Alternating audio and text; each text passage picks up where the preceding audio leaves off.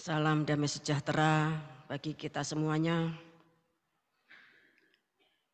Kita akan mendengarkan firman Tuhan yang akan berbicara tentang antikris. Kemudian garis lurus ya, Great Tribulation atau antikris dan masa kesusahan besar. Masa kesusahan besar itu disebut bahasa Inggrisnya Great Tribulation. Perlu kita ketahui bahwa antara antikris atau biasa kita sebut masa antikris dan masa kesusahan besar atau Great Tribulation itu tidak sama, ya. Jadi masa antikris dan masa kesusahan besar atau Great Tribulation itu tidak sama.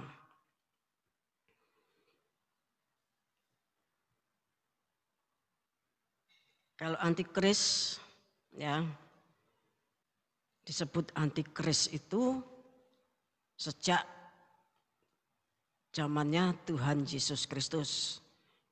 Ya. Tapi kalau dengan kata lain itu bisa juga disebut anti Tuhan.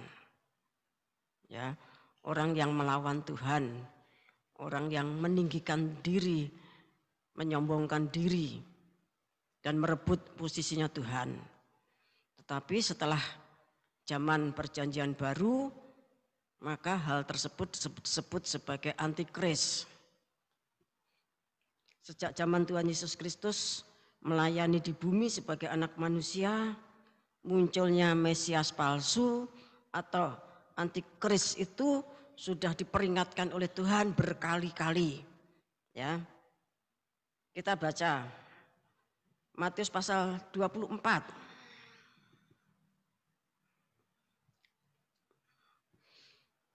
Kita baca ayat 3 sampai 5.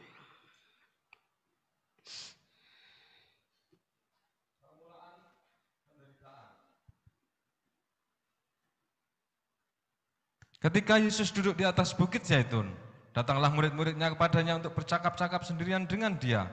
Kata mereka, katakanlah kepada kami bila manakah itu akan terjadi dan apakah tanda kedatanganmu dan tanda kesudahan dunia. Nah, yang ditanyakan para murid ini, bila manakah itu akan terjadi? Bila manakah itu akan terjadi itu menyangkut yang diceritakan Tuhan pada ayat 1 dan 2 tentang bait suci yang diruntuhkan. Jadi kapan bait suci itu diruntuhkan? Ya, itu tahun 70 Masehi. Kemudian murid-murid juga bertanya, bukan bila manakah tetapi dan apakah tanda kedatanganmu dan tanda kesudahan dunia? Ini yang ditanyakan para murid. Lah Tuhan menjawab mulai ayat 4 sampai seterusnya. Mari dibaca. Jawab Yesus kepada mereka, waspadalah supaya jangan ada orang yang menyesatkan kamu. Nah, semuanya harus waspada. Jangan ada orang yang menyesatkan kamu. Terus. Sebab banyak orang akan datang dengan memakai namaku dan berkata, akulah Mesias, dan mereka akan menyesatkan banyak orang. Ya, terima kasih. Ya. Silakan duduk dulu ya. Dikatakan jangan ada yang menyesatkan kamu. Karena nanti akan banyak orang berbicara, akulah Mesias. Mesias itu artinya yang diurapi. Mesias itu artinya juru selamat. Nah, pada waktu itu menjelang tahun 70 Masehi banyak sekali antikris-antikris atau Mesias-Mesias palsu yang mengatakan akulah yang diurapi untuk menjadi juru selamat. Menyelamatkan kamu dari penindasan ya Romawi. Kemudian mereka membentuk pasukan seperti yang sudah muncul pada zamannya Tuhan Yesus juga, yaitu orang Selotis. Itu pasukan pedang ya yang membenci orang Romawi. Nah, mereka membutuhkan pemimpin. Pemimpin mereka itu disebut Mesias. Sehingga pada waktu itu karena melihat ya kedahsyatannya Tuhan Yesus, semua orang Yahudi itu berharap Tuhan Yesus itu mau dijadikan raja. dijadikan Mesias untuk kemudian memimpin peperangan seperti layaknya Raja Daud mengalahkan musuh-musuh orang Yahudi. Ya, jadi yang menjadi impian orang Yahudi pada waktu itu demikian. Mari kemudian kita baca ayat 9 sampai 13. Pada waktu itu kamu akan diserahkan supaya disiksa, dan kamu akan dibunuh dan akan dibenci semua bangsa oleh karena namaku. Dan banyak orang akan murtad dan mereka akan saling menyerahkan dan saling membenci.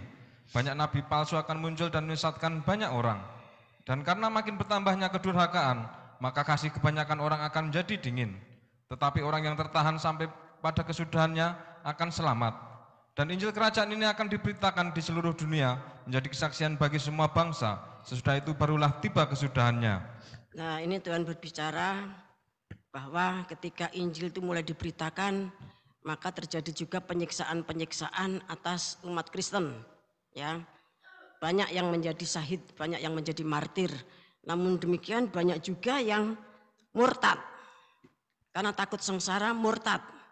Bahkan mereka melaporkan keluarganya, ya, melaporkan anaknya, melaporkan istrinya. Dia itu orang Kristen, dia itu orang Kristen. Nah, kemudian keluarganya ini disiksa, dibunuh oleh orang yang murtad tersebut.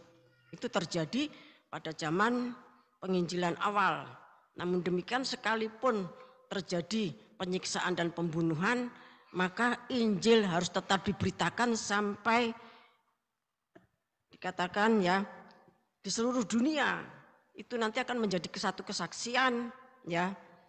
Setelah Injil nanti diberitakan barulah tiba kesudahannya. Kita baca ayat 23 sampai 27.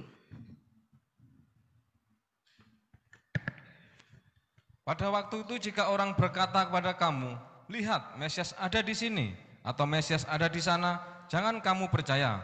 Sebab Mesias-Mesias palsu dan nabi-nabi palsu akan muncul, dan mereka akan mengadakan tanda-tanda yang dahsyat dan mujizat-mujizat, sehingga sekiranya mungkin mereka menyesatkan orang-orang pilihan juga. Camkanlah, aku sudah mengatakannya terlebih dahulu padamu. Jadi apabila orang berkata kepadamu, lihat ia ada di padang gurun, janganlah kamu pergi ke situ. Atau lihat, ia ada di dalam bilik, janganlah kamu percaya. Sebab sama seperti kilat memancar dari sebelah timur dan melontarkan cahayanya sampai ke barat, demikian pula lah kelak kedatangan anak manusia. Ya, jadi semakin mendekati saat kedatangan anak manusia, nanti akan sangat banyak Mesias-Mesias palsu, antikris-antikris palsu, nabi-nabi palsu. Mereka itu berbicara tentang kedatangan Tuhan, bahkan berbicara di mana Tuhan itu datang. Tuhan datang di padang gurun ini, Tuhan datang di Bukit Petra, Tuhan datang di daerah ini, Tuhan datang di sini, Tuhan datang di sini. Dikatakan jangan kamu percaya, ya, karena sama seperti kilat memancar dari sebelah timur dan melontarkan cahayanya sampai ke barat. Demikianlah nanti kedatangan Tuhan. Kedatangan Tuhan itu akan diberitakan dari timur sampai ke barat. Ya, kedatangan Tuhan itu nanti akan diberitakan dari timur sampai ke barat. Nah, jadi menjelang kedatangan Tuhan, Bapak Ibu kasih Tuhan, antikris nabi palsu itu semakin banyak dan semakin menyesatkan. Sehingga kalau kita membaca Matius 24 sejak ayat 3 sampai ayat 27 tadi, kita paham, kita mengerti bahwa sepanjang zaman gereja itu banyak sekali antikris-antikris, banyak sekali nabi palsu, ya. Sampai pun sekarang, ya, banyak mesias-mesias palsu, nabi-nabi palsu, tetapi nanti akan muncul ya antikris yang satu, antikris yang tunggal dan nabi palsu yang tunggal itu. Setelah banyak antikris, banyak nabi palsu, maka muncullah antikris yang satu itu atau ya dan nabi palsu yang satu itu. Bapak yang kasih Tuhan, kita baca 1 Yohanes pasal 2 ayat 18.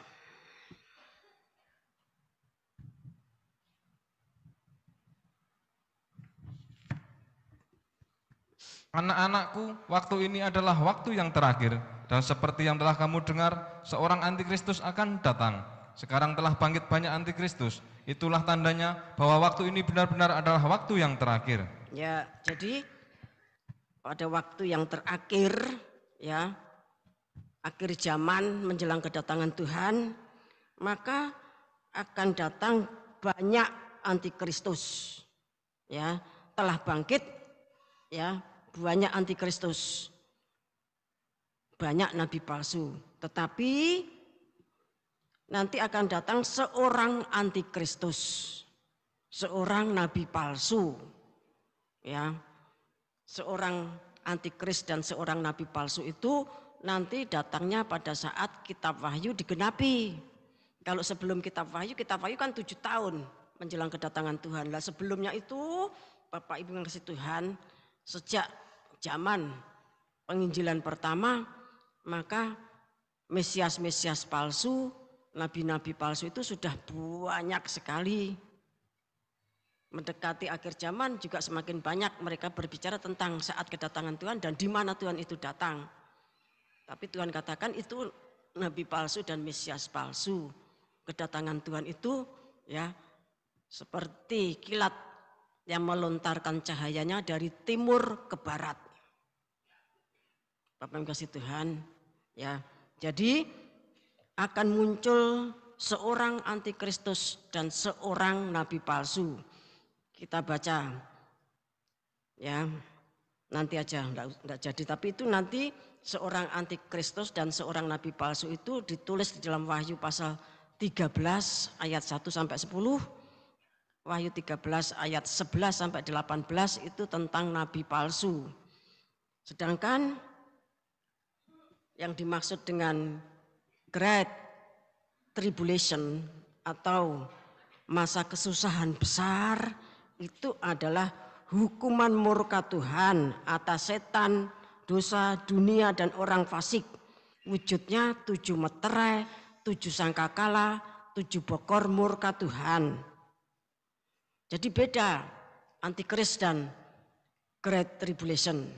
Ya, kalau antikris ya mereka itu nanti membunuh orang yang tidak menyembah patung, antikris. Tetapi kalau kesusahan besar itu terjadi akibat mesabu. Ketika 7 meterai dibuka, 7 sangkakala ditiup dan 7 bokor murka Allah dicurahkan. Kita baca Wahyu pasal 15 ayat 1.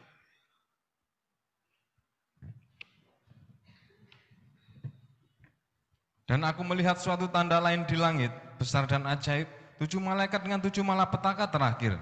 Karena dengan itu berakhirlah murka Allah. Ya, 7 malapetaka terakhir itu 7 bokor murka Tuhan. Atau kalau dalam bahasa lain 7 cawan murka Tuhan. Karena dengan itu berakhirlah murka Tuhan.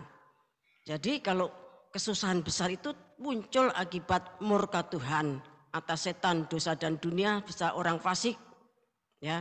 Tetapi kalau antikris, Bapak yang kasih Tuhan, itu beda. Kemudian korban antikris dan nabi palsu itu nanti akan sangat banyak, ya.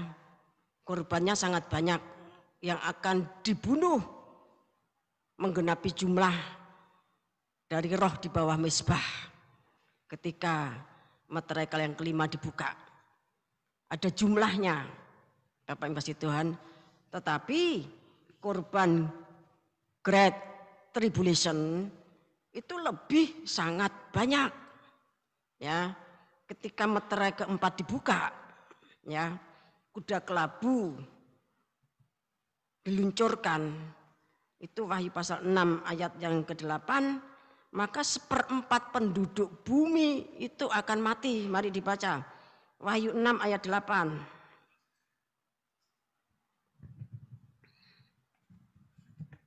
Dan aku melihat sesungguhnya ada seekor kuda hijau kuning, dan orang yang menungganginya bernama Maut, dan kerajaan maut mengikutinya.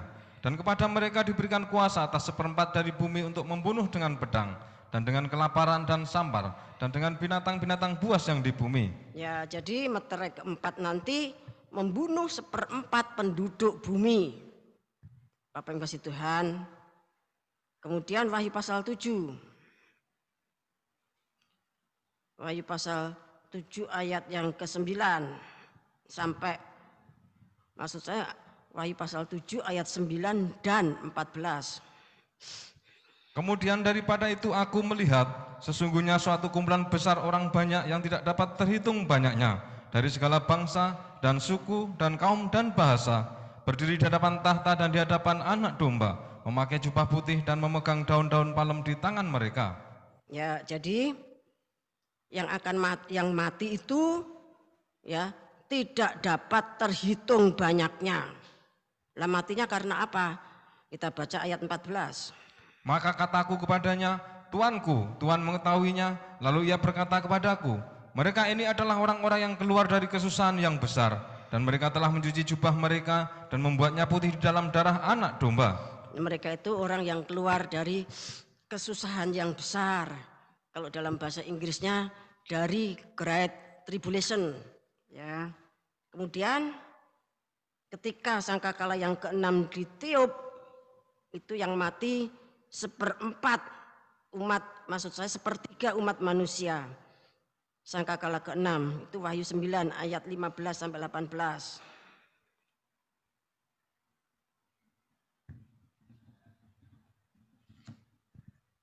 Maka dilepaskanlah keempat malaikat yang telah disiapkan bagi jam dan hari, bulan dan tahun untuk membunuh sepertiga dari umat manusia. Dan jumlah tentara itu ialah 20.000 laksa pasukan berkuda. Aku mendengar jumlah mereka. Maka demikianlah aku melihat dalam penglihatan ini, kuda-kuda dan orang-orang yang menungganginya. Mereka memakai baju sirah, merah api dan biru dan kuning belerang warnanya. Kepala kuda-kuda itu sama seperti kepala singa, dan dari mulutnya keluar api dan asap dan belerang. Oleh ketiga malapetaka ini dibunuh sepertiga dari umat manusia, yaitu oleh api dan asap dan belerang yang keluar dari mulutnya. Ya, ini sangkakala ke-6. Ya, lalu meterai-meterai yang lainnya, sangkakala yang lainnya, bokor-bokor, Bapak kasih Tuhan, itu korban dari Great Tribulation, hukuman murka Tuhan. Kemudian kita baca, ya, ketika bokor yang ke-7 itu dicurahkan, Wahyu pasal 16 ayat 17 sampai 21.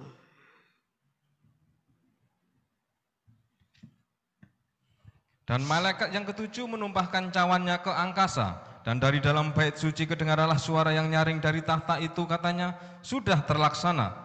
Maka memancarlah kilat dan menderulah bunyi guruh, dan terjadilah gempa bumi yang dahsyat seperti belum pernah terjadi sejak manusia ada di atas bumi. Begitu hebatnya gempa bumi itu. Lalu terbelahlah kota besar itu menjadi 3 bagian, dan runtuhlah kota-kota bangsa-bangsa yang tidak mengenal Allah. Maka teringatlah Allah akan Babel yang besar itu untuk memberikan kepadanya cawan yang penuh dengan anggur kegeraman murkanya. Dan semua pulau hilang lenyap dan tidak ditemukan lagi gunung-gunung. Dan hujan es besar seberat 100 pon jatuh dari langit menimpa manusia, dan manusia menghujat Allah karena malapetaka hujan es itu, sebab malapetaka itu sangat dahsyat. Ya, inilah kiamat.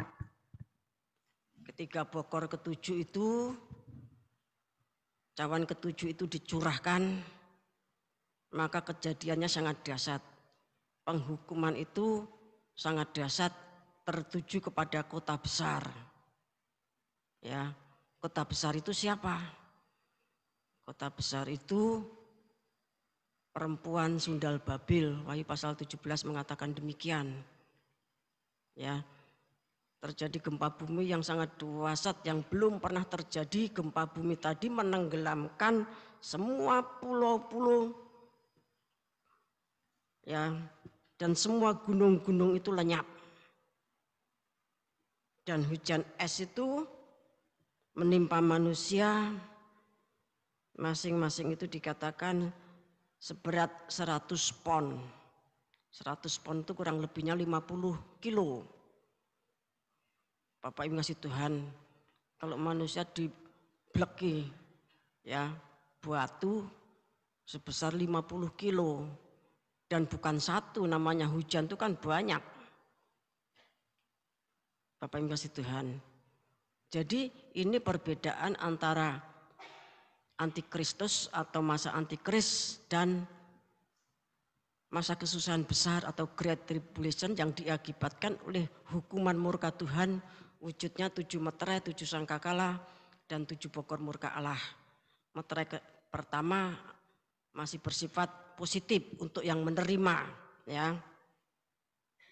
Kemudian kita akan memahami antikris, ya. Itu bukan sekilas saja tetapi memahami mulai dari akarnya, mulai dari sejarahnya. Bapak Ibu kasih Tuhan.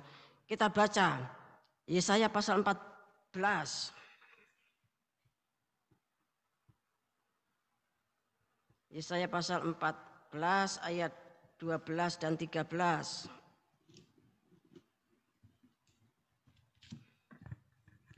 Wah, engkau sudah jatuh dari langit, hai bintang timur putra fajar. Engkau sudah dipecahkan dan jatuh ke bumi, hai yang mengalahkan bangsa-bangsa. Engkau yang tadinya berkata dalam hatimu, aku hendak naik ke langit, aku hendak mendirikan tahtaku mengatasi bintang-bintang Allah, dan aku hendak duduk di atas bukit pertemuan jauh di sebelah utara. Ya, kita baca ayat 12 ini dalam bahasa Inggrisnya 12a. Mari. How art thou fallen from heaven, O Lucifer, son of the morning? Ya, terima kasih. Jadi yang dimaksudkan bintang timur, ya, itu adalah Lucifer. Ini sejarah kejatuhannya Lucifer. Nabi Yesaya itu mendapatkan penglihatan atau mendapatkan petunjuk sekalipun cuma sekilas 2 ayat, ya. Jadi ratusan juta tahun yang lalu, bukan ratusan tahun tapi ratusan juta tahun yang lalu, Kerub dengan jabatan tinggi dan mulia itu menjadi sombong dan iri menginginkan posisinya Tuhan. Dia itu berdiam di planet Mars, ya. Jadi para malaikat itu punya tempat kediaman. Tempat kediamannya itu penuh dengan kemuliaan, penuh dengan batu-batu permata yang indah-indah. Ya, tempat kediamannya Lucifer beserta seluruh pasukannya. Setiap malaikat pemimpin itu kan punya pasukan, ya. Setelah pasukannya itu berdiam di planet Mars, ya. Dan malaikat ini ketika sombong, iri, menginginkan posisinya Tuhan dan pengen duduk di tahtanya Tuhan, pengen ada di tengah-tengah dewan pertemuannya Tuhan. Bapak Ibu yang dikasih Tuhan, ingin duduk di tahta Tuhan, di bait Allah, begitu maksudnya, dan ingin disembah sebagai Allah. Itu terjadi betul pemberontakan tersebut ratusan juta tahun yang lalu, ya. Ketika niat hatinya ini dibaca oleh Tuhan, Bapak yang kasih Tuhan, maka dia itu dihantam sama Tuhan, dipecahkan. Dan akhirnya jatuh ke bumi, merusak bumi. Waktu itu bumi juga menjadi tempat kediaman para malaikat. Namun seiring dengan pemberontakannya Lucifer, tentunya diikuti anak buahnya, tidak tahu dari berbagai divisi, ya.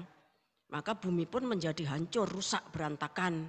Baru kemudian ditata kembali di dalam kitab Kejadian pasal 1 itu. Namun ratusan juta tahun yang lalu peristiwa Lucifer itu melakukan pemberontakan. Bapak Ibu suruh ngasih Tuhan, ya. Tadi dikatakan di dalam ayat yang ke-13, ya.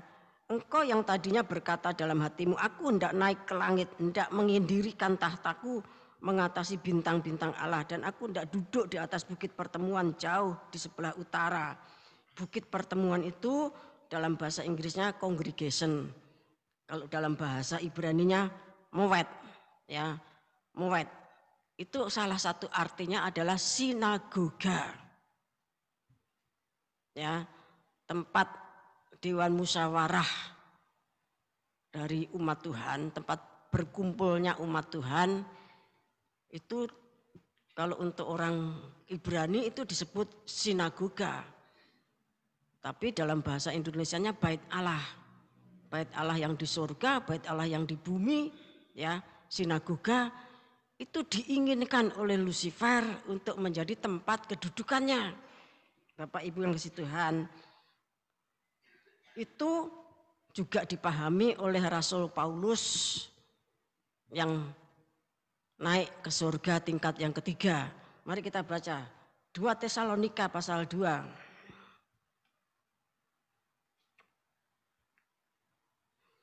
Kita baca ayat 1 dan seterusnya. Kedurhakaan sebelum kedatangan Tuhan. Tentang kedatangan Tuhan kita Yesus Kristus dan terhimpunnya kita dengan Dia, kami minta kepadamu saudara-saudara, supaya kamu jangan lekas bingung dan gelisah, baik oleh ilham roh maupun oleh pemberitaan atau surat yang dikatakan dari kami, seolah-olah hari Tuhan telah tiba. Janganlah kamu memberi dirimu disesatkan orang dengan cara yang bagaimanapun juga, sebab sebelum hari itu haruslah datang dahulu murtad, dan haruslah dinyatakan dahulu manusia durhaka yang harus binasa. Nah, jadi ini seperti suratnya Rasul Yohanes menjelang akhir zaman sebagai tanda kedatangan Tuhan dan sebagai tanda kesudahan dunia. Matius 24 ayat 3 tadi adalah munculnya antikris. Ayat 4, mari. Yaitu lawan yang meninggikan diri di atas segala yang disebut atau yang disembah sebagai Allah. Bahkan ia duduk di bait Allah dan mau menyatakan diri sebagai Allah. Nah, dia tuh duduk di bait Allah. Dia tahu siapa musuh terbesarnya. Ya. Musuh terbesarnya itu siapa? Musuh terbesarnya itu ya Allah. Di dalam nama Tuhan Yesus Kristus. Sebab itu dia disebut antikris, antikristus. Bapak yang kasih Tuhan. Dan ia menentukan diri sebagai Allah. Terus. Tidakkah kamu ingat bahwa hal itu telah kerap kali kukatakan kepadamu ketika aku masih bersama-sama dengan kamu? Dan sekarang kamu tahu apa yang menahan dia, sehingga ia baru akan menyatakan diri pada waktu yang telah ditentukan baginya.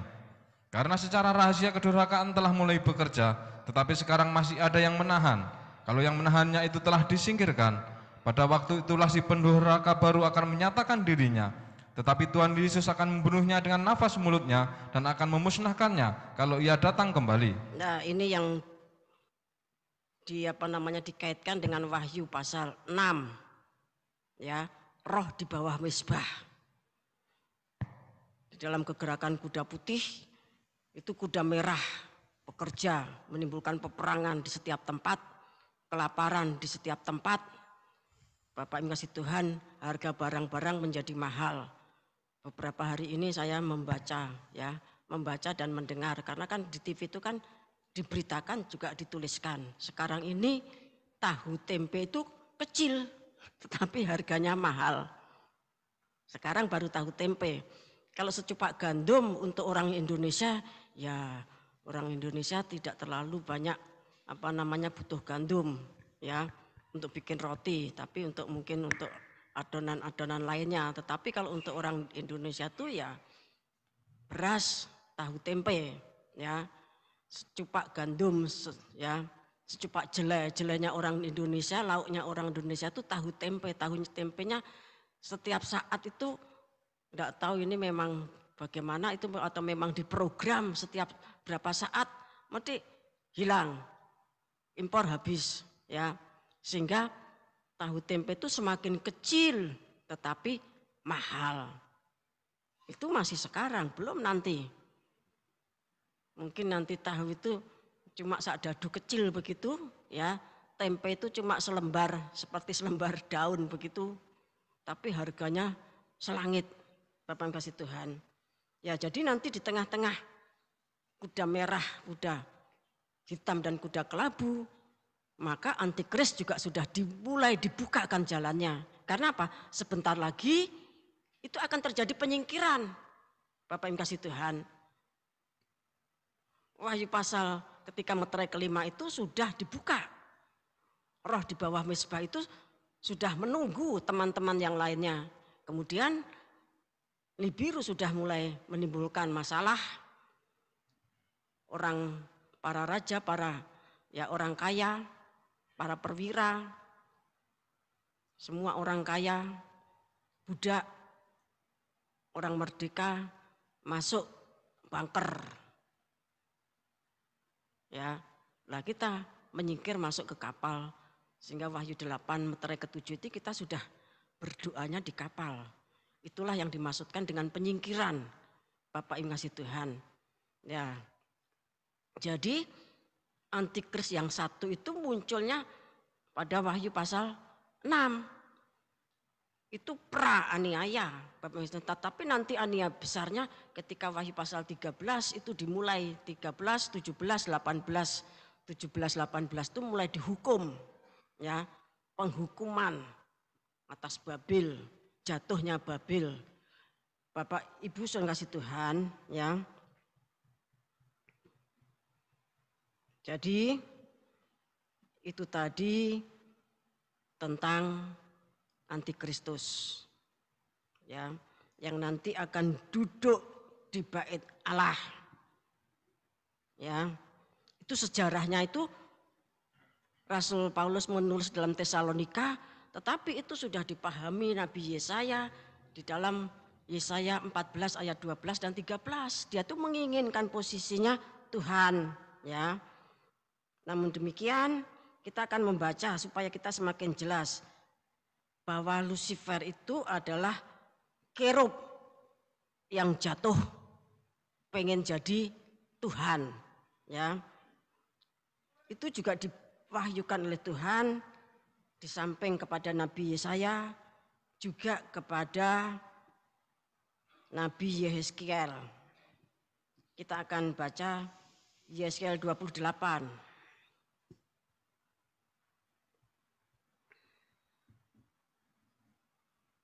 Dibaca ayat 1 sampai ayat yang ke-10. Nubuatan melawan Raja Tirus.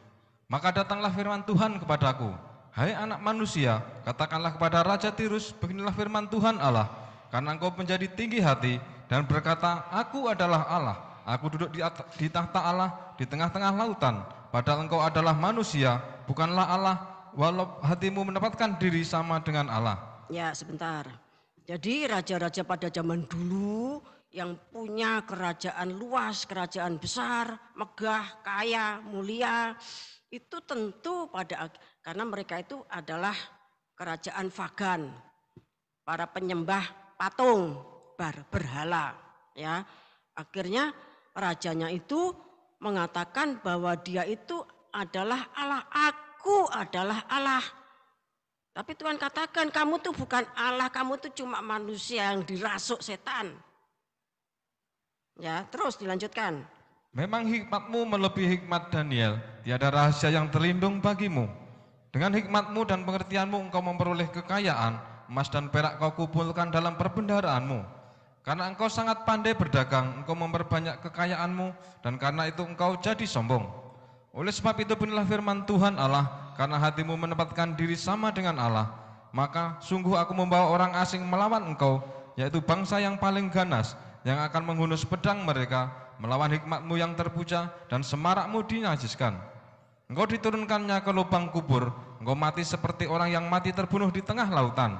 Apakah engkau masih akan mengatakan di hadapan pembunuhmu, aku adalah Allah, padahal terhadap kuasa penikahmu, engkau adalah manusia, bukanlah Allah.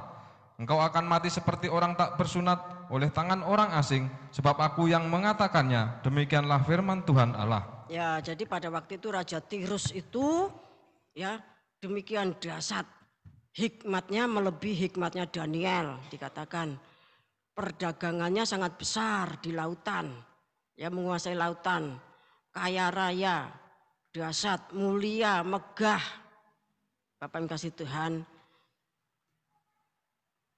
Tetapi dia itu, ya, dirasuk Lucifer, sehingga dia menyatakan dirinya, aku adalah Allah.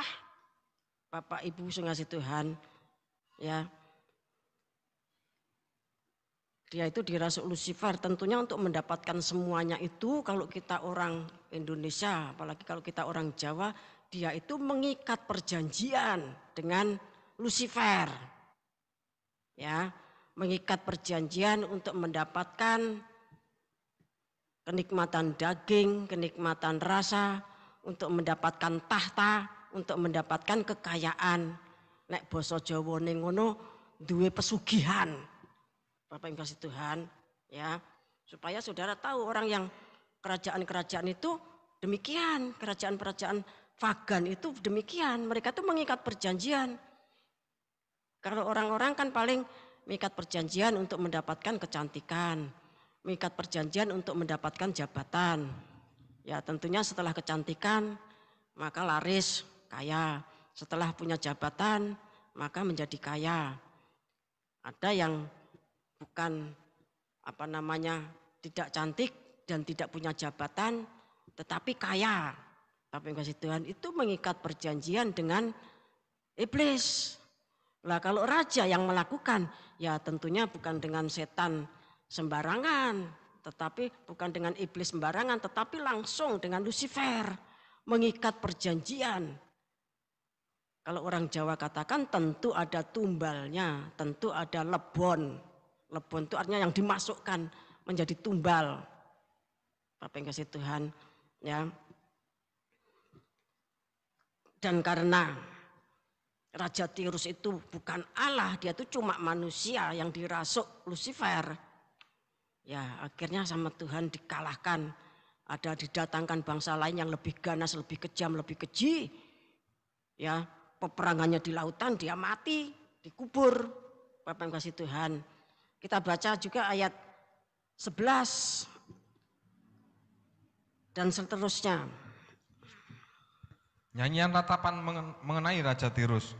Lalu datanglah firman Tuhan kepadaku, hai anak manusia, ucapkanlah suatu ratapan mengenai Raja Tirus, dan katakanlah kepadanya, beginilah firman Tuhan Allah, gambar dari kesempurnaan engkau, penuh hikmat dan maha indah. Nah kalau Raja Tirus yang satu, Raja Tirus betulan ya tidak seperti ini. Tetapi ini ya Yeskiel ini ditunjukkan oleh Tuhan siapa yang masuk di dalam Raja Tirus. Dikatakan gambar dari kesempurnaan. Ya, penuh hikmat dan maha indah. Jadi Lucifer itu memang posisinya ya dekat sekali sama Tuhan. Ini yang merasuk di dalam Raja Tirus, di mana Raja Tirus itu mengikat perjanjian untuk mendapatkan semuanya. Kalau Tuhan Yesus mau mengikat perjanjian sama Lucifer, ya tentu Tuhan Yesus itu menjadi raja dunia yang hebat. Kerajaannya, empire-nya, imperiumnya untuk meliputi seluruh bumi pada waktu itu.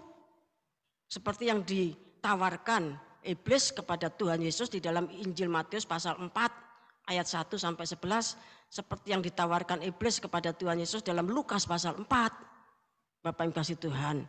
Lah dulu itu tawaran-tawaran itu diterima oleh Raja Babel, diterima oleh Raja Tirus. Terus engkau di Taman Eden, yaitu Taman Allah, penuh segala batu permata yang berharga, yaspis merah, krisolit dan yaspis hijau, permata pirus, krisopras dan nefrit, lasurit, batu darah dan malakit.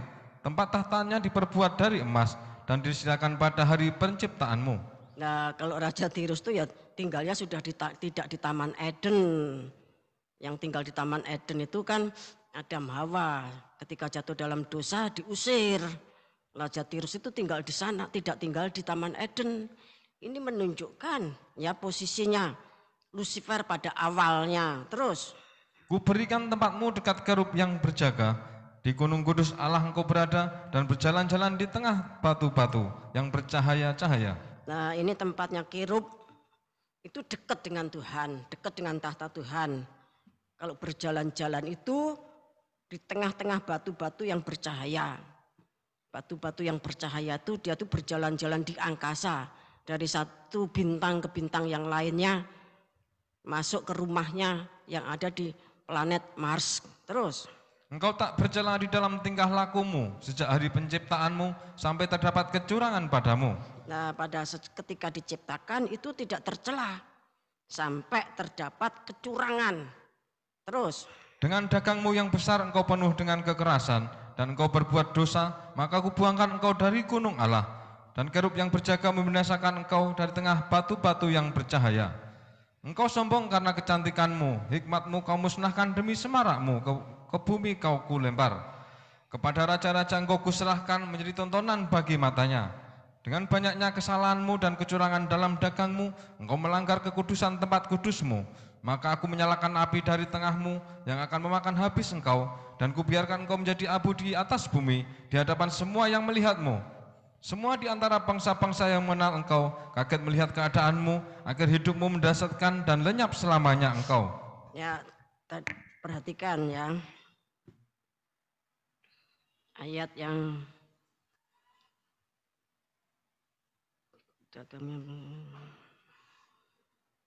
dilemparkan kepada raja-raja tadi. Bapak Ibu kasih Tuhan. Ayat berapa? Ya, dibaca ulang.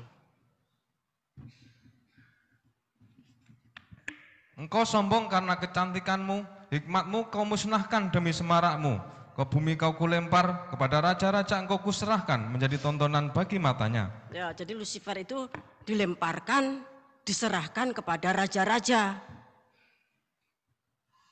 untuk bekerja sama dengan raja-raja.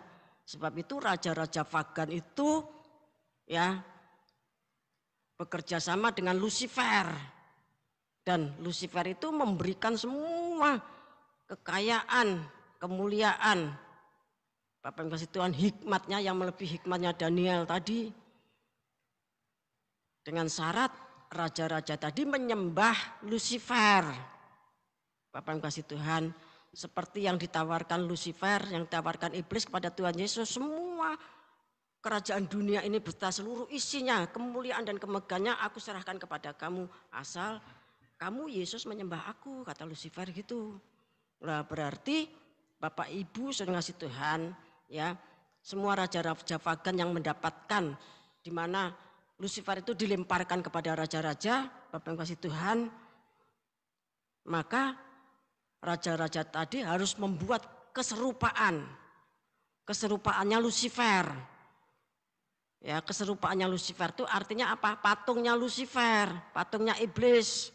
Bapak kasih Tuhan, sehingga mereka itu menyembah Lucifer, menyembah berhala, tapi tentunya tidak dinamain Lucifer, namanya beda-beda sesuai dengan ada istilahnya penyamaran, ya, ada penyamaran dewa ini, patung ini, tapi mereka yang membuat, yang menciptakan itu tahu bahwa itu yang dimaksud adalah Lucifer. Itu Bapak Ibu yang kasih Tuhan, ya.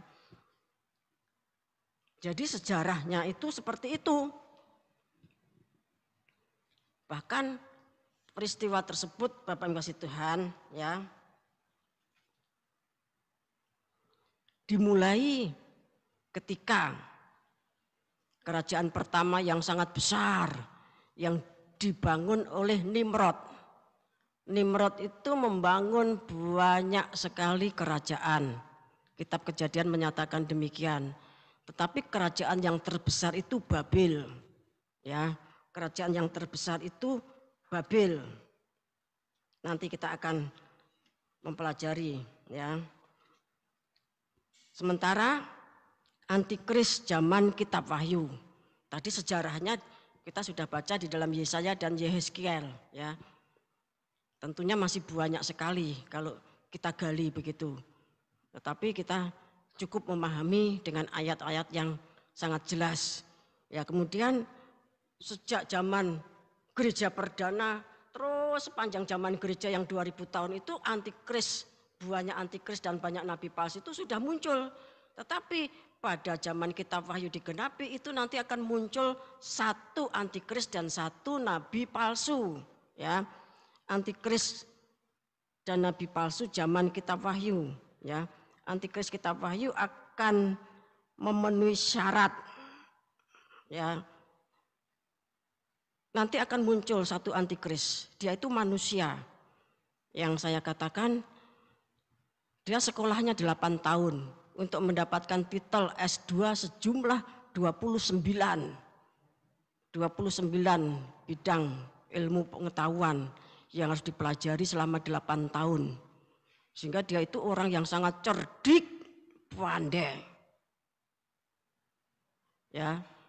Tetapi Tuhan pesan kepada kita, hendaknya engkau cerdik seperti ular, tetapi tulus seperti burung merpati. Tetapi kalau antikris yang satu itu cerdik pol, cerduknya itu sangat, amat sangat hebat. Tapi tidak ada tabiat burung merpati, ya. Dia tuh harus memenuhi syarat sebagai berikut, ya. Yang pertama, dia itu adalah bekerja sama dengan perempuan Sundal Babil, ya, memenuhi syarat, ada ciri-ciri Babil, ya. Sesuai dengan Kejadian pasal 11 ayat 1 sampai 6, zaman antikris itu nanti akan mengulang zaman Babil. Ya, kita baca saja supaya saudara tahu apa yang dimaksudkan dengan Babil dalam kitab Kejadian. Kejadian pasal 11. Saudara cermati, saudara perhatikan. Jangan ngantuk, jangan tidur, jangan lihat HP. Terus, mari. Kejadian 11 ayat 1 sampai 6. Menara Babel. Adapun seluruh bumi, satu bahasannya ada satu logatnya. Nah, jadi Menara Babel itu satu. Ya, semua manusia bersatu, mengglobal, menjadi satu. Satu dunia. Terus. Maka berangkatlah mereka ke sebelah timur dan menjumpai tanah datar di tanah Sinear, lalu menetaplah mereka di sana.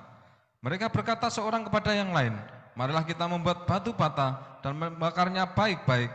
Lalu bata itulah dipakai mereka sebagai batu dan tergala-gala sebagai tanah liat. Juga kata mereka, marilah kita dirikan bagi kita sebuah kota dengan sebuah menara yang puncaknya sampai ke langit. Dan marilah kita cari nama supaya kita jangan terserak ke seluruh bumi. Lalu turunlah Tuhan untuk melihat kota dan menara yang didirikan oleh anak-anak manusia itu. Dan ia berfirman, mereka ini satu bangsa dengan satu bahasa untuk semuanya. Ini barulah permulaan usaha mereka. Mulai dari sekarang apapun juga yang mereka rencanakan, tidak ada yang tidak akan dapat terlaksana. Nah, ketika Tuhan itu melawat Menara Babel, kata Tuhan, ini barulah permulaan usaha mereka. Ya, ini barulah permulaan usaha mereka. Mulai dari sekarang, mulai dari Babel itu, apapun juga yang direncanakan manusia, untuk seterusnya nanti tidak ada yang tidak akan dapat terlaksana. Artinya semua yang direncanakan manusia itu nanti akan terlaksana. Dan puncak dari rencana manusia itu adalah Babel besar. Wahyu pasal 17, Wahyu pasal 18, Wahyu pasal 17 dan 18 itu Babel itu sudah dihukum, sudah runtuh. Berarti sebelum dihukum dan sebelum runtuh itu sudah berjalan lama. Wahyu 17, 18 itu menceritakan penghakiman atas Babel dan runtuhnya Babel. Berarti sebelum dihakiminya dalam kitab Wahyu, runtuhnya itu dalam saat kitab Wahyu digenapi. Lah sebelum Wahyu 17 itu, sebelum dihakimi dan runtuh, itu sudah berjalan lama. Sudah ada lama Bapak yang kasih Tuhan. Ya. Tuhan mengatakan mulai dari sekarang apapun juga yang mereka rencanakan, tidak ada yang tidak akan dapat terlaksana. Artinya semuanya akan terlaksana. Nanti manusia kembali membangun Babel besar, pusat penyembahan berhala, dan yang membangun kuilnya itu sampai ke langit, menyentuh tahta Tuhan. Wahyu pasal 17-18 mengatakan demikian. Bapak Ibu kasih Tuhan. Jadi zaman antikris dalam kitab Wahyu, maka itu adalah Wahyu pasal 13, 17, 18 itu adalah perempuan Sundal Babil. Zaman antikris itu mengulang zaman Babil, lebih canggih, lebih dahsyat, lebih ilmiah, full teknologi, ya, mesin pintar dan seterusnya dan seterusnya dan seterusnya.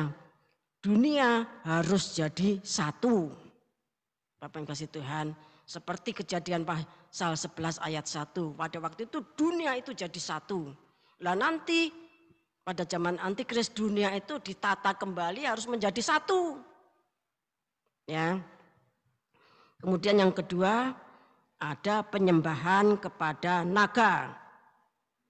Jadi nanti di dalam zaman antikris itu sudah berlangsung lama. Antikris penghukumannya itu baru diceritakan pada Wahyu pasal 7 menjelang dihukum. Tapi sebelum dihukum itu sudah berjalan lama. Saudara harus paham ya. Kita baca Wahyu pasal 13. Wahyu pasal yang ke-13 dibaca mulai ayat 4.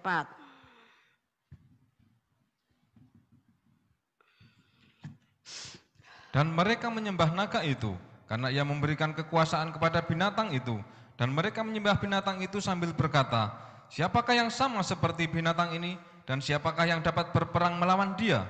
Nah, mereka itu menyembah naga.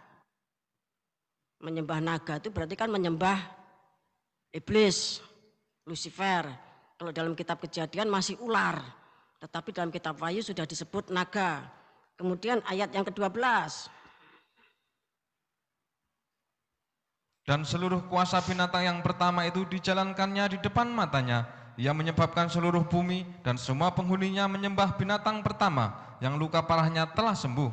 Ya, nabi palsu itu, Bapak yang kasih Tuhan, dia itu seperti domba, tapi bicaranya adalah bicara naga, omongannya itu omongan setan. Perintahnya itu perintah naga, karena dia memerintahkan penyembahan kepada patung. Puncaknya nanti adalah patungnya antikris. Ayat yang ke-15. Dan kepadanya diberikan kuasa untuk memberikan nyawa kepada patung binatang itu, sehingga patung binatang itu berbicara juga dan bertindak begitu rupa, sehingga semua orang yang tidak menyembah patung binatang itu dibunuh. Ya, akhirnya antikris itu dibuatkan patungnya, karena dia adalah antikris yang satu itu nanti akan menjadi raja. Ya, seperti Yeskiel 28 ayat 17 tadi. Lucifer itu dilemparkan kepada raja-raja. Karena Lucifer itu posisinya tinggi, maha indah, dekat tahta Tuhan. Ya tidak mungkin Lucifer diserahkan kepada pencari pesugihan cuma orang ngecek-ngecek. Tidak. Ya kalau raja-raja tentunya ya imbangannya Lucifer. Nanti lain lagi. Kalau yang lain-lainnya cukup mendapatkan kekayaan, ya tentunya anak buahnya, Bapak yang kasih Tuhan ya. Jadi nabi palsu itu membuat patung, sukanya itu membuat patung, dan dia itu memerintahkan penyembahan kepada patung. Nanti puncaknya diperintahkan untuk menyembah patungnya antikris, yang tidak menyembah dibunuh. Bapak yang kasih Tuhan, yang tidak menyembah patung itu dibunuh, seperti pada zamannya Nebukadnezar, yang tidak menyembah patungnya Nebukadnezar ya dihukum seperti Sadrah, Mesah, Abednego. Ya karena semuanya sujud menyembah, dia ngadeg ngejejer, berdiri tegak, ketok toh kelihatan toh, ditangkap dimasukkan ke dalam dapur api yang dipanaskan 7 kali. Ketika yang melemparkan saja kebakar, ketika Sadrah, Mesah, Abednego masuk ke dalam dapur api yang disiapkan tersebut, ya dia ditolong oleh malaikat, bahkan bercakap-cakap, ya akhirnya semua pegawainya itu memanggil Raja Nebukadnezar, kamu kesini, kamu lihat itu, ini anak buahmu yang melemparkan semuanya mati, gosong, kebakar. Tapi mereka malah berjalan-jalan. Ada tadi tambah 1 orang, tadi kan 3 yang kita lemparkan, ini malah ada 4. Mereka bercakap-cakap, kemudian dipanggillah yang 3 itu, karena yang 1 tidak tahu namanya ya, dipanggil Sadrah, Mesah, Abednego, metu. Ya, terus keluar, terus dilihat, tidak ada bau gosong, tidak ada bau api, ikatannya masih tetap, bajunya juga tidak kotor. Akhirnya Nebukadnezar bertobat. Nah, nanti pada akhir zaman itu semua yang tidak menyembah patung yang antikris itu sama nabi palsu itu, karena penganjur penyembahan itu adalah nabi palsu. Domba tapi suaranya suara naga. Yang tidak menyembah dibunuh. Berapa kuat membunuh? Tidak sampai 1/4 penduduk bumi. Karena yang dibunuh itu yang tertinggal tentunya. Tidak sampai 1/3 penduduk bumi. Artinya sedasat-dasatnya antikris itu masih dahsyat Tuhan Yesus Kristus. Kalau Tuhan Yesus Kristus menghukum 1/4 penduduk bumi, 1/3 penduduk bumi, dan akhirnya semua yang tidak diselamatkan, yang tidak tertulis namanya di dalam kitab hayat, ya semuanya masuk di dalam hukuman murka Tuhan, dan mereka itu tertinggal pada zaman kerajaan 1000 tahun damai, pada saat langit baru dan bumi baru itu ditegakkan. Mereka itu tertinggal, mereka itu tinggal di luar. Mari kita baca Wahyu pasal 21 ayat yang ke-8.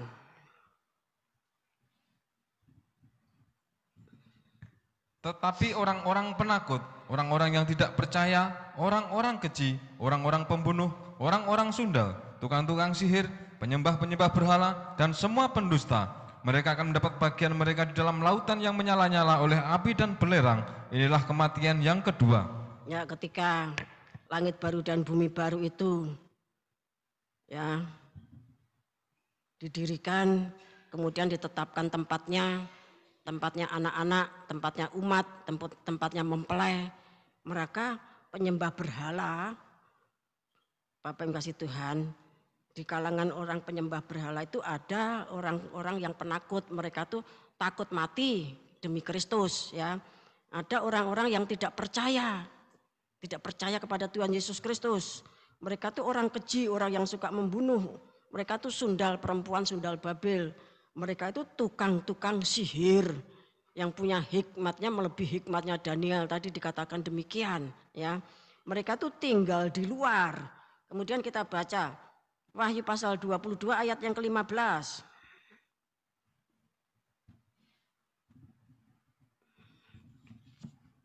Tetapi anjing-anjing dan tukang-tukang sihir, orang-orang sundal, orang-orang pembunuh, penyembah-penyembah berhala, dan setiap orang yang mencintai dusta dan yang melakukannya tinggal di luar.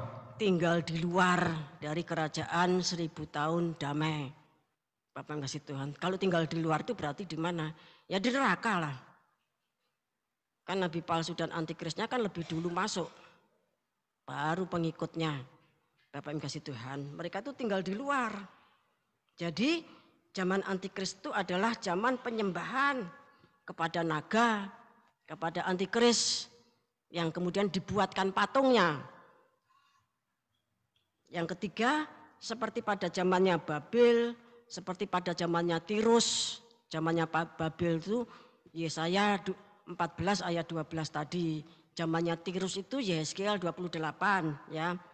Seluruh dunia itu jadi satu, ya. Ditata dengan cara baru seperti Babel, kejadian 11 ayat 1 tadi, maka itu nanti akan terjadi lagi. Ini baru permulaan kata Tuhan. Tidak ada rencana mereka yang tidak terlaksana, semuanya akan terlaksana. Lah mereka itu membangun dunia ini ditata dengan cara yang baru seperti pada zamannya Babel menjadi satu. Bapak Yesus Tuhan. Namun demikian sebenarnya itu tidak ada yang baru. Sekalipun ditata dengan cara yang baru, Pengkhotbah pasal 3 ayat 14 sampai 15, di bawah kolong langit di bumi ini tidak ada yang baru. Kalau orang itu mengatakan baru, itu ternyata jelek-ketek, mengambil cara-cara tradisional yang dulu sudah pernah ada dan yang sangat dulu sekali yang sudah pernah ada, yang zaman kuno, ya, yang zaman purba sekali, kuno sekali. Itu yang dikatakan baru. Baru karena apa? Karena kita yang hidup pada akhir zaman tidak pernah melihat. Sehingga dikatakan baru. Bumi ini akan ditata seperti pada zamannya Babel. Satu dunia ditata dengan cara baru. Padahal tidak baru. Terus yang keempat, ya, seluruh dunia harus di bawah satu empire. Maksudnya ya, seluruh dunia itu harus di bawah satu pemerintahan. Satu mungkin bentuknya empire ya, atau bentuknya republik, atau bentuknya kerajaan, kita belum tahu ya. Tetapi nanti harus bersatu menjadi satu kerajaan dunia. Seperti pada zamannya Babel, Wahyu pasal 11 ayat, maksud saya Kejadian pasal 11 ayat 1. Bapak kasih Tuhan, ya. Bahkan 10 raja pun yang baru muncul pada akhir zaman nanti akan menyerahkan kekuatan dan kekuasaannya kepada antikris. Kita baca Wahyu pasal 17 ayat 12 sampai 14. Wahyu pasal yang ke-17 ayat 12 sampai 14. Dan ke-10 tanduk yang telah kau lihat itu adalah 10 raja yang belum mulai memerintah, tetapi 1 jam lamanya mereka akan menerima kuasa sebagai raja bersama-sama dengan binatang itu. Nah, jadi mereka itu nanti menerima kuasa bersama-sama dengan binatang itu. Ketika antikris itu ditahbis, binatang itu kan ada binatang Wahyu pasal 13.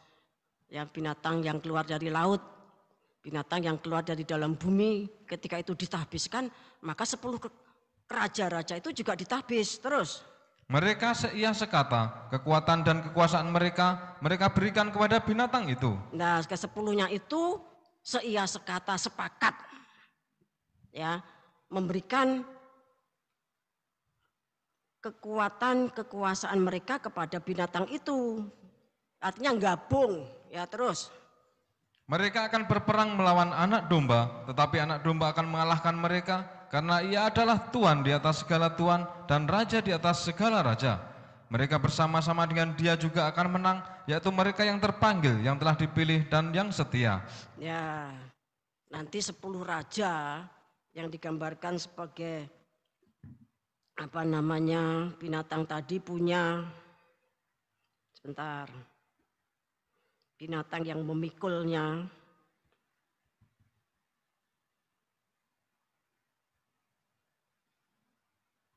Adapun binatang yang kau lihat itu telah ada namun tidak ada dan nanti akan muncul, ya. Yang penting di sini ialah akal yang mengandung hikmat. Ke-7 kepala itu adalah 7 gunung. Ya, binatang itu punya 7 kepala dan dia punya 10 tanduk. 10 tanduknya itu ya raja-raja yang nanti akan menyerahkan kekuasaan dan kekuatannya bareng-bareng dilantik, bersamaan dilantik untuk satu empire dunia baru. Padahal itu bukan baru, sudah kuno, berkuno-kuno. Bapak kasih Tuhan ya. Dan kemudian mereka itu merancangkan perang Harmagedon. Bapak yang kasih Tuhan ya. Jadi ketika 10 raja itu menyerahkan kekuatan dan kekuasaannya kepada binatang antikris, Bapak yang kasih Tuhan, maka terjadi satu, kalau yang pernah terjadi di bumi ini seperti yang disebut sebagai Pax Romana. PAX ya, Romana. Itu adalah bahasa Latin yang artinya damai Romawi, ya, adalah suatu kurun waktu kurang lebih 200 tahun dalam sejarah bangsa Romawi, di mana bangsa Romawi tersebut berada dalam zaman keemasannya, ya, dalam zaman keemasannya. Dia itu sebagai imperialisme Romawi, ya, yang merebut darah lain, merebut darah lain. Dikatakan zaman keemasan pada waktu itu, ya zaman itu relatif aman, sekalipun ada perang kecil-kecilan tetapi selalu menang, ya. Aman dan damai, sejahtera, makmur. Ya, zaman anak bangsa bangkit merajai dunia. Jadi kebangkitannya Romawi itu terjadi selama 200 tahun. Mendapatkan kerajaan baru, mendapatkan wilayah baru, sehingga seluruh wilayah jajahannya rakyatnya itu aman dan damai, sejahtera, makmur, ya. Anak bangsa itu bangkit merajai dunia. Saudara perhatikan, itu makna dari Pax Romana. Ya, kalau setelahnya ya itu seperti Commonwealth Inggris, persemakmuran Inggris. Ya, persemakmuran Inggris itu adalah asosiasi bebas dari negara-negara bekas jajahan Inggris. Kemudian mereka itu tetap bersama dan bekerja sama, ya. Bapak Ibu kasih Tuhan, secara praktis ada kurang lebih 56 negara yang menjadi Commonwealth Inggris. Seperti Australia, Singapura, Filipina dan lain-lain. Banyak sekali negara persemakmuran dengan Inggris. Bapak Ibu kasih Tuhan, lebih lanjut kalau kita ingin ngerti ya itu seperti perserikatan negara-negara yang bergabung bersatu menjadi Amerika Serikat. Amerika Serikat itu kan punya negara bagian. Kalau kita mendengar berita, kalau ada pemilu ya, ada pemilihan presiden Amerika Serikat ya, kan itu berkampanye di negara bagian ini, negara bagian ini, negara bagian ini. Lah negara bagiannya itu menyatu. Bapak Ibu Tuhan, sekalipun masing-masing negara bagian punya presiden, punya pemerintahan, tetapi mereka itu menyatu menjadi satu, yaitu Amerika Serikat. Itu yang pernah terjadi di bumi, ada Pax Romana, ada Commonwealth Inggris, ada Amerika Serikat. Lah nanti Bapak Ibu kasih Tuhan, pada zamannya Antikris demikian juga dunia itu menjadi satu. Bahkan yang terakhir itu 10 raja baru itu menyerahkan kekuatan kuasaannya seia sekata. Kita kerjasama. Mau ngapain kita? Oh, kita membangun strategi perang Harmagedon katanya. Wahyu pasal 17 tadi mengatakan demikian. Sehingga apa yang sedang diupayakan itu sedikit dibaca oleh Rasul Paulus. Mari kita baca 1 Tesalonika pasal 5. Ayat 3 dan 4.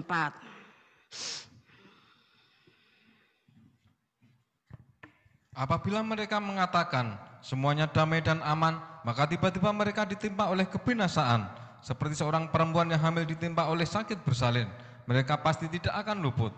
Tetapi kamu saudara-saudara, kamu tidak hidup di dalam kegelapan, sehingga hari itu tiba-tiba mendatangi kamu seperti pencuri. Nah, jadi arti yang lebih meninggi dari 1 Tesalonika 5 ayat 3 ini ketika semuanya itu bicara tentang damai dan aman. Kita akan membangun dunia menjadi dunia yang damai dan aman. Kita harus upayakan jangan lagi ada peperangan. Kita upayakan supaya semuanya makmur. Kita upayakan supaya umat manusia itu mencapai zaman keemasan. Seperti pada zamannya Pax Romana. Seperti Commonwealth Inggris. Kita akan berserikat, bersatu seperti Amerika Serikat itu. Tetapi ini akan terjadi untuk seluruh dunia. Bapak Ibu Tuhan. Nah, ketika mereka itu sedang bekerja mengatakan semuanya damai dan aman, maka ujuk-ujuk tiba-tiba ya Tuhan datang seperti pencuri. Bapak Ibu kasih Tuhan ya. Jadi empire dunia yang akan dibangun, dunia yang menyembah berhala ya. Berhalanya itu menyembah naga supaya makmur, supaya damai, supaya aman, supaya bisa mendapatkan kebutuhan hidup melalui jual beli. Bapak Ibu kasih Tuhan ya. Inilah zaman antikris. Semuanya damai, aman. Kita jangan lagi perang. Kita upayakan supaya semuanya makmur. Bapak Ibu kasih Tuhan ya. Tapi 1 Tesalonika 5 tadi ayat 3 ketika mereka tuh sedang membangun dunia kembali seperti zamannya Babel. Wah, Kejadian 11 ayat 1 Bapak Ibu kasih Tuhan. Tiba-tiba Tuhan datang seperti pencuri. Nah, dunia yang aman dan damai, makmur dan sejahtera, itu Bapak Ibu kasih Tuhan itu ya, yang berperan sebagai penganjurnya, ya, Penganjur itu yang menganjurkan, sebagai penganjur atau sebagai provokator. Itu adalah nabi palsu. Iming-imingnya apa? Kemakmuran, damai sejahtera. Ya. Wahyu 13 ayat 11 sampai 17.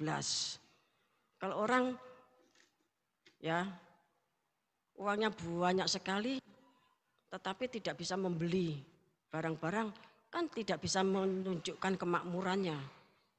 Ya. Bisa beli mobil, bisa beli perumahan, bisa beli segala sesuatunya. Kalau tidak bisa berjual beli, ya tentunya lama-lama mati. Bapak Ibu kasih Tuhan. Bahkan kalau tidak mau menggunakan tanda ya langsung, tidak mau menyembah ya langsung dibunuh, disembelih. Bapak Ibu kasih Tuhan. Jadi kita sebagai umat Tuhan itu harus tahu bahwa yang ditawarkan Lucifer, yang ditawarkan nabi palsu, yang nanti akan terus semakin memuncak pada zaman antikris ketika dunia ini ditata kembali seperti zamannya Babel, Kejadian 11 ayat 1 dan seterusnya itu, maka pondasinya itu damai sejahtera, makmur. Kita akan mencapai zaman keemasan. Bapak yang kasih Tuhan, kita bisa punya apapun. Pokoknya damai, pokoknya aman, pokoknya makmur. Ya, sugih melegedu kalau orang Jawa katakan. Ya. Mereka itu ketika mereka tuh sedang seperti itu, tiba-tiba Tuhan datang seperti pencuri. Jadi yang ditawarkan oleh nabi palsu itu ya seperti yang ditawarkan oleh iblis dalam Matius pasal 5, pasal 4 maksud saya. Lah kepada saudara tubuh Kristus yang kita ini tahu di bumi mau mampir ngombe. Kewarganegaraan kita itu ada di surga. Maka kita ini sama Tuhan, sekalipun Tuhan itu raja di atas segala raja. Dia raja di atas Nimrod, di atas Raja Babel, di atas Raja Tirus dan Sidon. Bapak yang kasih Tuhan. Tetapi untuk umat manusia yang percaya kepadanya tidak dianjurkan. Kamu nanti akan mendapatkan damai sejahtera, kamu akan mendapatkan duit yang banyak, kamu nanti akan makmur. Tidak. Bahkan ketika Tuhan itu menjelang pergi, Tuhan katakan damai sejahteraku aku tinggalkan bagimu. Tetapi damai sejahtera yang aku berikan tidak seperti yang diberikan dunia. Tetapi damai sejahtera yang merupakan buah-buah Roh Kudus. Bapak yang kasih Tuhan. Tetapi Tuhan berpesan, hendaknya kamu pikul salib setiap hari, setia sampai akhir. Sampai pun kamu dibunuh oleh Mesias-Mesias palsu, kamu harus bertahan sampai akhir. Nanti kita akan ketemu di dalam kerajaan surga. Itu kata Tuhan Yesus Kristus. Tetapi kata antikris beda, kerajaanku ya di bumi ini. Ya, sebab itu kamu nanti akan damai, kamu akan aman, kamu akan sejahtera ya di bumi ini. Padahal bumi itu sebentar lagi sudah dipamungkas.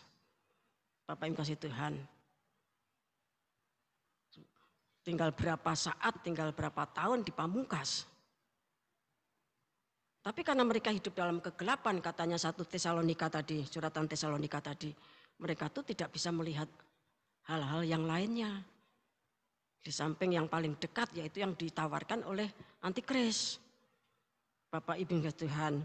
Nah kemudian sekarang pada akhirnya bagaimana caranya supaya kita tidak masuk zaman antikris.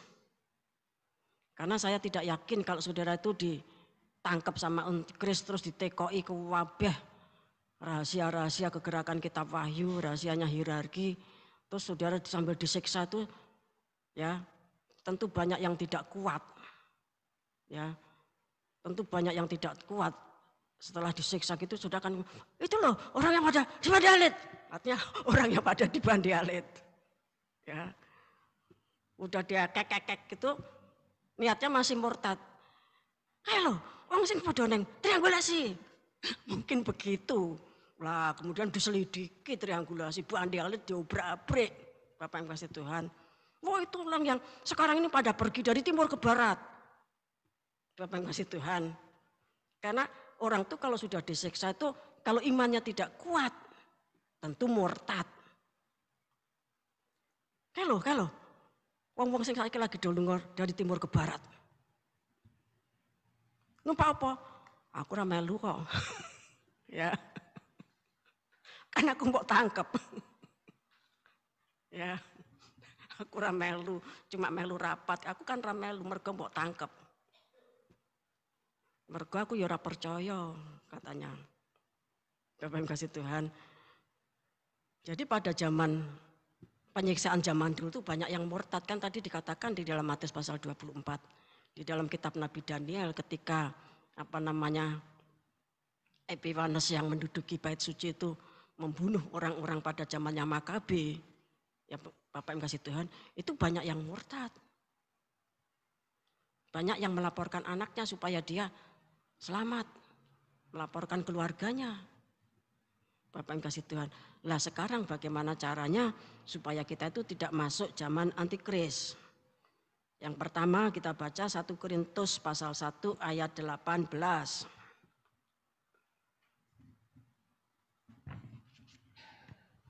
Sebab pemberitaan tentang salib memang adalah kebodohan bagi mereka yang akan binasa, tetapi bagi kita yang diselamatkan, pemberitaan itu adalah kekuatan Allah. Ya, kita harus menyatu dengan salib dan 9 penderitaan salib. Agenda MP3. Ya. Harus menyatu dengan salib dan 9 penderitaan salib. Sehingga kalau kita itu kemudu itu artinya begitu inginnya untuk membuang salib. Wis kesel sengsara, ya. Pengen cari pandangan baru, pengen cari warna baru, pengen mencari suasana baru. Tiap hari kok salib. Membuang salib itu berarti menjadikan dirinya orang yang akan binasa. Sementara orang yang setia dengan salib itu akan dikatakan orang bodoh. Seperti kita ini. Kita ini kamu itu pinter. Khotbahmu apik. Tapi kok kamu tuh di situ terus, kamu tuh bodoh. Jadi orang yang pikul salib itu dikatakan bodoh. Ya. Mbok bergerak. Ya. Kan Tuhan itu bukan cuma di situ saja. Bapak yang kasih Tuhan. Ya, jadi kita terus menyatu dengan salib dan 9 penderitaan salib. Selama MP3 kita dididik, diajar untuk seperti itu. Karena tujuannya jangan sampai nanti kita tuh masuk zaman antikris. Terus Filipi pasal 3 ayat 18 sampai 20. Karena seperti yang telah kerap kali kukatakan kepadamu dan yang kunyatakan pula sekarang sambil menangis, banyak orang yang hidup sebagai seteru salib Kristus. Kesudahan mereka ialah kebinasaan, Tuhan mereka ialah perut mereka, kemuliaan mereka ialah aib mereka, pikiran mereka semata-mata tertuju kepada perkara duniawi. Karena kewarganegaraan kita adalah dalam surga, dan dari situ juga kita menantikan Tuhan Yesus Kristus sebagai juru selamat. Ya, sebagai orang, kalau kita tuh sadar kewarganegaraan kita tuh di surga, maka di bumi ini jangan bertuhankan perut. Ya, menyembah perut. Ya, saudara tidak kemudian melungker perutnya sendiri disembah. Kalau tidak seorang istri nyembah perut suaminya. Seorang suami nyembah perut istrinya kecuali istrinya sedang hamil ya perutnya disayang. Tapi menyembah perut itu bukan demikian. Tetapi yang dipikirkan dalam hidup, yang diutamakan dalam hidup itu bagaimana mendapatkan kebutuhan hidup. Karena kebutuhan perut itu tidak bisa ditahan. Kebutuhan pakaian. Kalau sudah punya pakaian sak lemari, ya ndak cari pakaian ndak masalah, rapateen, ratuku kelambiannya rapateen. Kalau orang Jawa Timur katakan. Tapi nek orang mangan sedina, orang mangan telung dina ya pateen tenan. Artinya jadi susah. Ya. Bayar utang ditunda-tunda. Tapi nek ra iso tuku beras, ya matek. Bapak kasih Tuhan. Ya, artinya kebutuhan perut itu sangat mendesak. Kalau orang makan sehari tadinya 3 kali kemudian cuma menjadi 1 kali, atau mungkin porsinya tadinya 2 piring kemudian cuma menjadi 1/4 piring. Wah, rasanya sudah mati dia. Jadi kebutuhan perut, isi perut itu memang utama. Sehingga dikatakan jangan bertuhankan perut, jangan menyembah perut. Lah orang yang menyembah perut, bertuhankan perut itu akhirnya menjadi seteru salib. Benci sama penderitaan salib. Tadi saya katakan kita harus cari warna baru. Orang hidup itu warnanya bukan cuma warna 164, jelei, ya, bosen, muak. Seperti orang Israel muak sama roti mana. Ya, harus cari warna baru. Bapak Ibu Tuhan, akhirnya salibnya dibuang. Kemudian mencari warna baru berkeliling-keliling dunia yang sedang dipamungkas. Bapak Ibu kasih Tuhan, ya tetap Kristen tetap, ya Kristen tetap, dia tidak murtad, tetap Kristen. Bapak Ibu kasih Tuhan, tapi posisinya di dalam kursi hierarki waktu gilang, ya tentunya sudah hilang. Bapak Ibu kasih Tuhan. Kemudian kita baca Galatia pasal 5.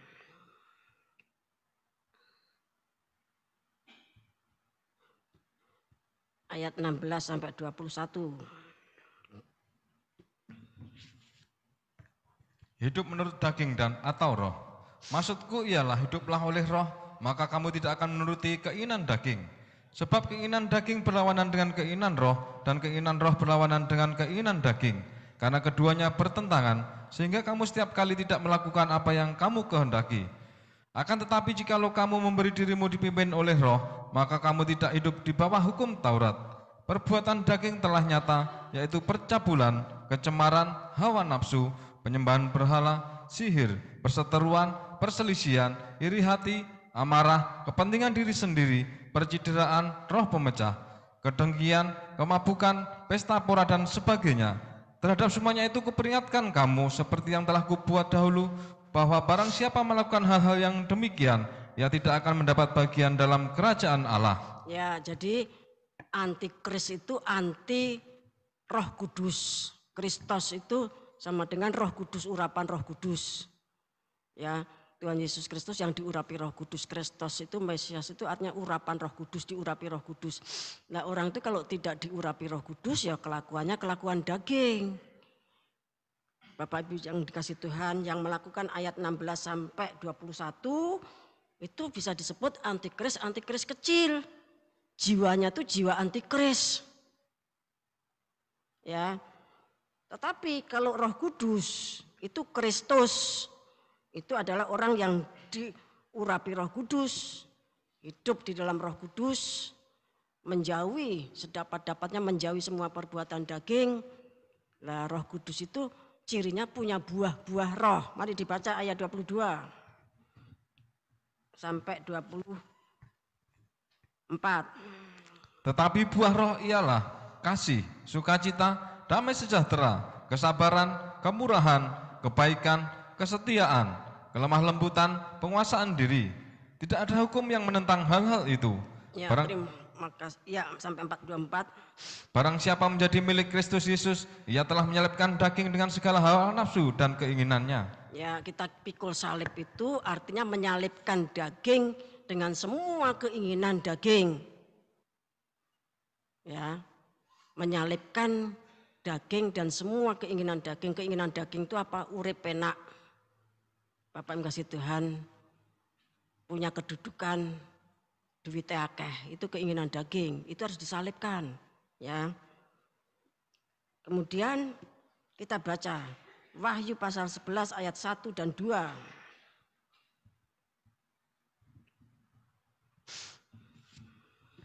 Kemudian diberikanlah kepadaku sebatang buluh seperti tongkat pengukur rupanya dengan kata-kata yang berikut. Bangunlah dan ukurlah bait suci Allah dan mezbah dan mereka yang beribadah di dalamnya.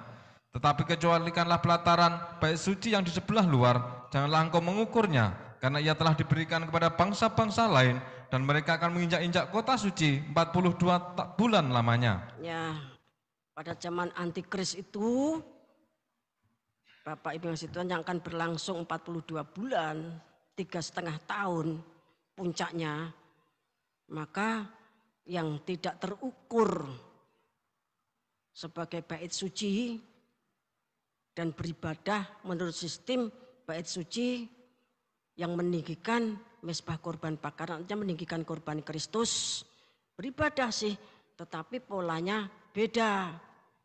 Disebut sebagai Kristen halaman.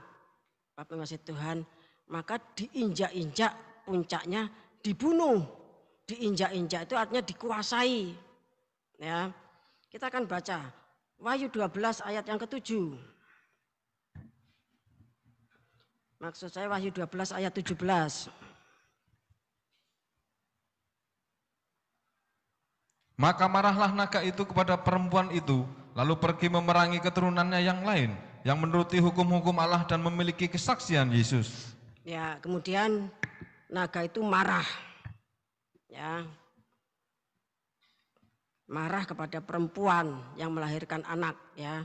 Kemudian pergi memerangi keturunannya yang lain. Jadi perempuan itu punya keturunan, ya. Seperti yang ditulis Tuhan di dalam Kejadian pasal 3 ayat 15. Antara keturunannya perempuan dan keturunannya ular. Ya, keturunannya perempuan itu secara khusus itu menunjuk kepada Tuhan Yesus Kristus. Dan umat pilihannya yang menjadi tubuh Kristus. Tetapi yang dimaksud dengan keturunan yang lain, itu yang nanti akan diperangi oleh naga, yang akan diperangi oleh antikris. Artinya mereka yang tertinggal pada masa antikris. Itu keturunan perempuan yang lain. Mereka itu siapa? Dikatakan menuruti hukum-hukum Allah. Di samping menuruti hukum-hukum Allah, dia itu memiliki kesaksian Yesus. Mereka ini siapa? Bapak yang kasih Tuhan, ya. Kalau menurut Wahyu 11 ayat 1 dan 2 itu jelas menunjuk Kristen halaman. Lah kalau Wahyu 12 ayat 17 dia itu menuruti hukum-hukum Allah, tapi dia juga punya kesaksian Yesus. Artinya mereka itu orang Kristen, Kristen Taurat. Ya, Kristen Taurat.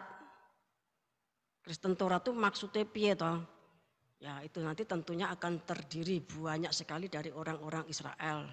Ya, mereka tetap berpegang teguh kepada hukum Taurat, tapi mereka menerima Tuhan Yesus. Nanti akan terjadi pada akhir zaman. Lah yang terpilih untuk masuk tubuh Kristus, ya mereka yang dimeterai dalam Wahyu pasal 7 ayat 1 sampai 8. Masuk kelompok 144.000, tapi kan banyak yang lainnya. Ya. Sing ngeyel-ngeyel gitu. Percaya Tuhan Yesus tapi sing ngeyel, ya.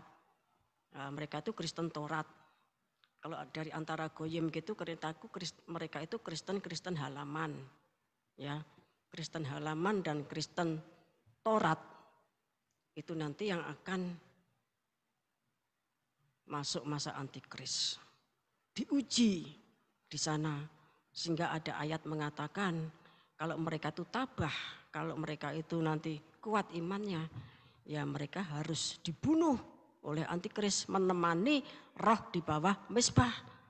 Tapi kalau tidak kuat imannya, takut, ya binasa. Maka dikatakan penakut itu tinggal di luar. Wahyu 21 ayat yang ke-8 tadi. Karena dari takutnya, saking takutnya dia itu murtad. Bapak yang kasih Tuhan. Sehingga ada ayat mengatakan kalau orang benar saja sulit diselamatkan, apalagi orang fasik. Piye dadine karo wong fasik? Kalau orang benar itu kan orang halaman. Daerah kebenaran, kesucian, kesempurnaan, halaman, ruang suci, ruang maha suci. Kalau orang benar saja sulit diselamatkan. Kalau Kristen itu Kristen halaman, daerah kebenaran, itu sulit diselamatkan. Mergone nek ra tetek, kalau tidak tabah, ya mereka nanti murtad. Mereka itu penakut, sehingga penakut itu nomor 1 tinggal di luar. Wahyu 21 ayat yang ke-8. Bapak Ibu kasih Tuhan, semoga Roh Kudus memberikan pemahaman kepada kita. Semakin saudara paham, saudara akan bersuka cita di dalam salib. Saudara akan berglori, ya, menyembah Tuhan di dalam ketiadaan kita. Sebagai bukti bahwa kita ini setia pikul salib sampai Tuhan datang.